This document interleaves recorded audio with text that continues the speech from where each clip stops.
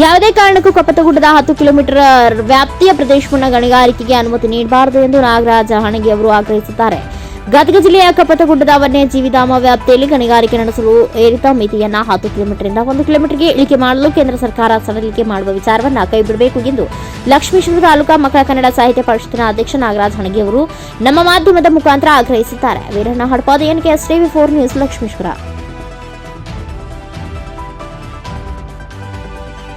ಆತ್ಮೀಯ ಪರಿಸರವಾದಿಗಳೇ, ನಿಮಗೆಲ್ಲ ಸ್ವಾಗತ ಸುಸ್ವಾಗತ.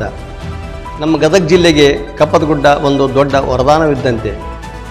ಪಶ್ಚಿಮ ಘಟ್ಟಗಳು ಹೇಗೆಯೋ ಹಾಗೆಯೇ ನಮ್ಮ ಕಪ್ಪತ್ತಗುಡ್ಡ ನಮ್ಮ ಗದಗ ಜಿಲ್ಲೆಗೆ ಒಂದು ಪಶ್ಚಿಮ ಘಟ್ಟ ಇದ್ದಂತೆ, ಒಂದು ದೊಡ್ಡ ಸಹ್ಯಾದ್ರಿ ಇದ್ದಂತೆ. ಈ ಒಂದು ಕಪ್ಪತ್ತಗುಡ್ಡದಿಂದ ನಮ್ಮ ಜಿಲ್ಲೆಯ ಇಡೀ ಪರಿಸರ ವಾಯು ಮಾಲಿನ್ಯ ಇಲ್ಲದೆ ಅತಿ ಪರಿಶುದ್ಧವಾದಂಥ ನಾವು ಒಂದು ಆಮ್ಲಜನಕವನ್ನು ಈಗ ಸೇವನೆ ಮಾಡ್ತಾ ಇದ್ದೇವೆ. ಆದರೂ ಸಹಿತ ಈ ಒಂದು ನಿಟ್ಟಿನಲ್ಲಿ ಇದೀಗ ಸರ್ಕಾರ ಕಪ್ಪತ್ತಗುಡ್ಡದ ಸುತ್ತಮುತ್ತ ಗಣಿಗಾರಿಕೆ ಮಾಡಲು ಅವಕಾಶ ಮಾಡಿಕೊಡ್ತದೆ ಎಂಬ ಗುಮಾನಿಗಳು ಹಬ್ಬಿವೆ. ಈ ಮೊದಲು ಕಪ್ಪತ್ತಗುಡ್ಡದ 10 ಕಿಲೋಮೀಟರ್ ದೂರದಿಂದ ಗಣಿಗಾರಿಕೆ ಮಾಡಲು ಅವಕಾಶ ಇತ್ತು. ಆದರೆ ಇದೀಗ ಆ ಒಂದು ಮಿತಿಯನ್ನು ಕೇವಲ 1 ಕಿಲೋಮೀಟರ್ಗೆ ಇಳಿಸಿದ್ದಾರೆ ಎಂಬ ವದಂತಿಗಳು ಹರಡಿವೆ. 1 ಕಿಲೋಮೀಟರ್ನಲ್ಲಿ ಕಪ್ಪತ್ತಗುಡ್ಡದಲ್ಲಿ ಗಣಿಗಾರಿಕೆ ಮಾಡಿದ್ದೇ ಆದರೆ ಕೆಲವೇ ದಿನಗಳಲ್ಲಿ ನಮ್ಮ ಕಪ್ಪತ್ತಗುಡ್ಡ ಬಳ್ಳಾರಿ ಜಿಲ್ಲೆ ಅಂತ ಆಗೋದರಲ್ಲಿ ಯಾವುದೇ ಸಂಶಯವಿಲ್ಲ.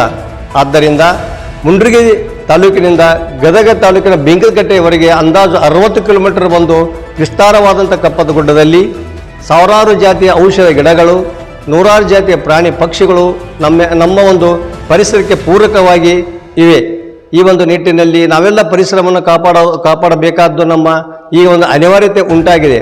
ಕಾರಣ ಹಿಂದೆ ನಮ್ಮ ಗದಗಿನ ತೋಂಟದಾರ ಸಿದ್ಧಲಿಂಗ ಶ್ರೀಗಳು ಇದೇ ರೀತಿ ಗಣಿಗಾರಿಕೆ ಮಾಡಲು ಸರ್ಕಾರ ಮುಂದಡಿ ಇಟ್ಟಾಗ ಆಗ ಅವರು ಪ್ರಬಲ ವಿರೋಧ ಮಾಡಿ ಗಣಿಗಾರಿಕೆಯನ್ನು ಹೊಡೆದೋಡಿಸಿದ್ದರು.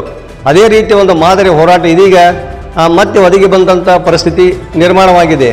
ಕಾರಣ ನಮ್ಮ ಕಪ್ಪತ್ತಗುಡ್ಡವನ್ನು ಉಳಿಸಲು ನಾವೆಲ್ಲ ಬದ್ಧರಾಗಿ ಹೋರಾಟ ಮಾಡಬೇಕಾದ ಅನಿವಾರ್ಯತೆ ಇದೆ. ಕೇವಲ 1 ಕಿಲೋಮೀಟರ್ ಅಂತರದಲ್ಲಿ ಗಣಿಗಾರಿಕೆಗೆ ಅವಕಾಶ ಮಾಡಿಕೊಡದೆ ಸರ್ಕಾರ ಬೇಕಾದರೆ 10 ಕಿಲೋಮೀಟರ್ ಅಂತರದಲ್ಲಿ ಗಣಿಗಾರಿಕೆ ಅವಕಾಶ ಮಾಡಿಕೊಡಬೇಕೆಂದು ಈ ಮೂಲಕ ವಿನಂತಿಸಿಕೊಳ್ಳುತ್ತೇನೆ. ಅದಲ್ಲದೆ ಒಂದು ವೇಳೆ ಕೇವಲ 1 ಮೀಟರ್ ಅಂತರದಲ್ಲಿಯೇ ಕಪ್ಪತ್ತಗುಡ್ಡದಲ್ಲಿ ಗಣಿಗಾರಿಕೆಗೆ ಅವಕಾಶ ಮಾಡಿಕೊಟ್ಟರೆ ನಾವೆಲ್ಲ ಗದಗ ಜಿಲ್ಲೆಯ ಪರಿಸರವಾದಿಗಳು ಆಮೇಲೆ ಪರಿಸರ ಪ್ರೇಮಿಗಳು ಒಗ್ಗಟ್ಟಾಗಿ ಹೋರಾಡಬೇಕಾದ ಅನಿವಾರ್ಯತೆ ಉಂಟಾಗುತ್ತೆ. ಈ ನಿಟ್ಟಿನಲ್ಲಿ ಸರ್ಕಾರ ಒಂದು ಎಚ್ಚರಿಕೆ ಹೆಜ್ಜೆಯನ್ನು ಇಡಬೇಕಂತೇಳಿ ಈ ಮೂಲಕ ಕೇಳಿಕೊಳ್ಳುತ್ತೇನೆ.